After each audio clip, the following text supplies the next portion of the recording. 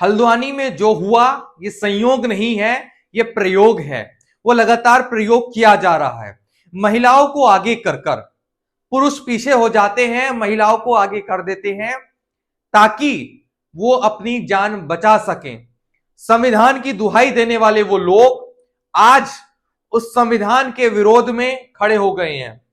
संविधान के अनुसार जो कार्य इस देश में हो रहा है उसका लगातार विरोध खुलेआम किया जा रहा है।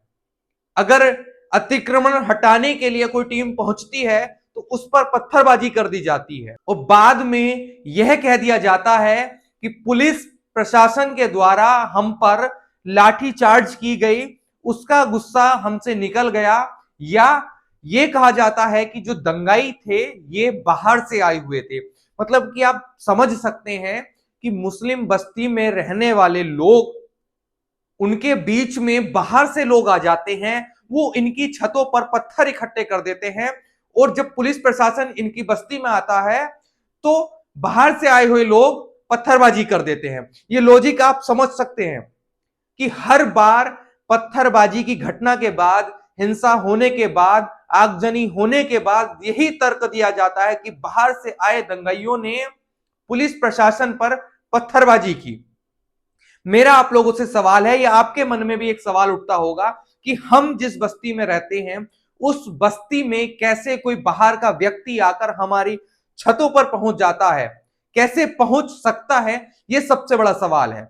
लेकिन जैसे ही यूसीसी उत्तराखंड में लागू हुआ, उससे पहले भी तमाम ऐसे ट्विटर पे कुछ भैया कहूं या क्या कहूं, ऐसे लोग जो सीधे सीधे मुख्यमंत्री को धमकी दे रहे थे कि सुन लो पुष्कर सिंह धामी, कान खोलकर सुन लो, ऐसी ऐसी बात लिख रहे थे ट्विटर पे।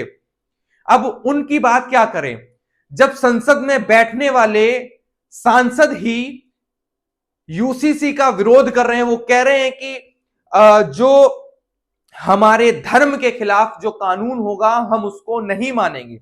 मतलब कि संसद में बैठने वाले लोग जो कानून बनाते हैं वही यूसीसी का विरोध पहले से ही कर रहे थे। वो कह रहे थे कि हम नहीं मानेंगे, ये अल्लाह के कानून के खिलाफ है। तो अब इस देश में क्या अल्लाह का कानून चलेगा या संविधान चलेगा?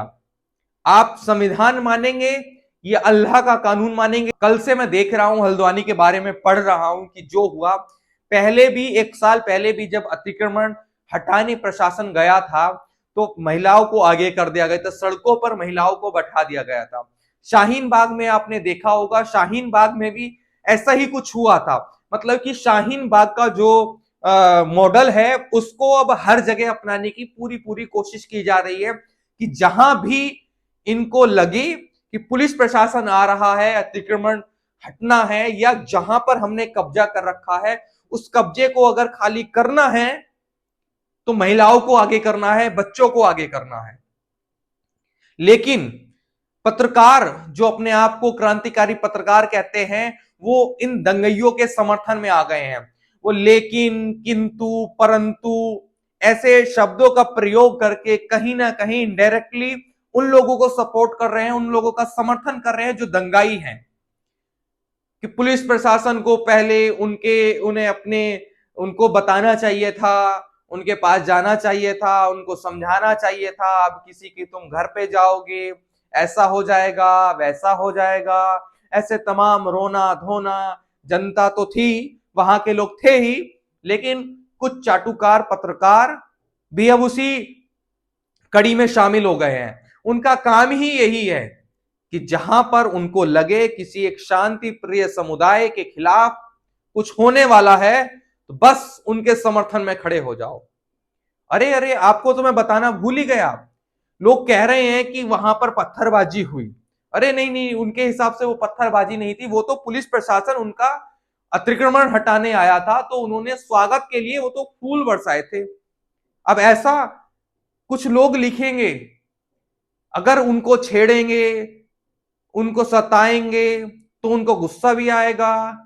मतलब कि उनको गुस्सा आएगा, वो गुस्से में आकर पुलिस प्रशासन पर पथराव कर देंगे, आगजनी कर देंगे, लाखों रुपयों का नुकसान कर देंगे, सरकारी संपत्ति को जला देंगे।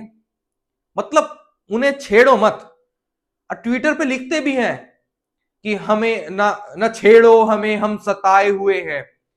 मतलब इनको सताया जा रहा है। ऐसे में बार बार यही ट्रेंड चलता है, अरे मुसलमानों को सताया जा रहा है, मुसलमानों पर को टारगेट किया जा रहा है, मुसलमानों के साथ ये हो रहा है, मुसलमानों के साथ वो हो रहा है। आपको क्या लगता है? मतलब हाई कोर्ट आदेश देता है कि जहां अतिक्रमण है उसको हटाया जाए, लेकिन नहीं, हम तो हटने नहीं देंगे, अब तो हमने इस जमीन पर हमने कब्जा कर लिया, अब तो हमारी है, अगर आप हटाने आओगे तो हम पत्थरबाजी करेंगे, ऐसी ही आगजनी करेंगे। यही चल रहा है ना। हल्द्वानी में जब पिछले साल देखा, अतिक्रमण हटाने गए तो बैठ गए सड़कों पे। शाहीन बाग में यही हुआ, बैठ गए, किसी कोई कानून आता नहीं, अफवाह फैलाई जाती है, विरोध होता है, बैठ जाते हैं। यही चल रहा है। और अब इनके समर्थन में लोग खड़े हो जाएंगे, अरे भाई साहब आप ऐसे कर रहे हैं, मोदी सरकार ने तो ये कर दिया, मोदी सरकार ने तो वो कर दिया, पुष्कर सिंह धामी ये गलत कर रहे हैं, आपने उनको समझाया नहीं, आपने बुझाया नहीं, आप ऐसे कह रहे हैं, आप ऐसे कह रहे हैं। अब ऐसे शुरू हो चुका है। हिंसा हुई, हिंसा के बाद जो हिंसा करने वाले वो तो अब एक तरफ हो जाएंगे, अब दूसरी टीम उनके साथ लग जाएगी, पत्रकारों की, कहेंगे अरे ये तो गलत हो रहा है, ऐसे तो नहीं होना चाहिए था, आप जब ऐसा करेंगे तो ऐसा तो होगा ही। फिर कहेंगे अरे हम तो निर्दोष हैं, हम पे तो पुलिस अत्याचार कर रही है। लेकिन उनके द्वारा जो पुलिस वालों पर पत्थरबाजी की गई वो अत्याचार नहीं है। अगर आप तस्वीरें देखेंगे, सोशल मीडिया पे जाएंगे, आप देखेंगे तो आपको समझ आ जाएगा कि क्या हुआ है हल्द्वानी में, वो आप जरूर देखें और अपनी राय जरूर दें कि आखिरकार जो लोग बार बार उनको निर्दोष मानते हैं, दंगाइयों के समर्थन में आके खड़े हो जाते हैं, उन पर भी कार्रवाई होनी चाहिए या नहीं, ये सबसे बड़ा सवाल है। जो लोग ट्विटर पे साफ साफ लिख रहे हैं, जो पहले से ही धमकी दे रहे थे कि औकात में रहो, ये कर देंगे, वो कर देंगे, कान खोलकर सुन लो पुष्कर सिंह धामी, ऐसे ट्विटर पे तमाम ट्वीट वायरल हो रहे हैं, उस पर आपकी क्या प्रतिक्रिया है वो जरूर बताएं। और ये संयोग नहीं है, ये पहले से ही प्रयोग हो चुका है और ये प्रयोग हो रहा है, पहले से ही तैयारी थी कि हिंसा होनी है, तभी तो छतों पर पत्थर पहुंचे हैं। और ये आज नहीं हो रहा है। जहां भी हिंसा आपको नजर आएगी तो वही ट्रेंड एक समझ आएगा कि छतों पर पत्थर इकट्ठे होंगे, वहां से पत्थरबाजी होगी, मुस्लिम बस्ती में जैसे ही अतिक्रमण हटाने वाले लोग घुसेंगे, ऊपर से पत्थरबाजी, पेट्रोल बम, आगजनी, वो सब चीज होना शुरू हो जाएगा।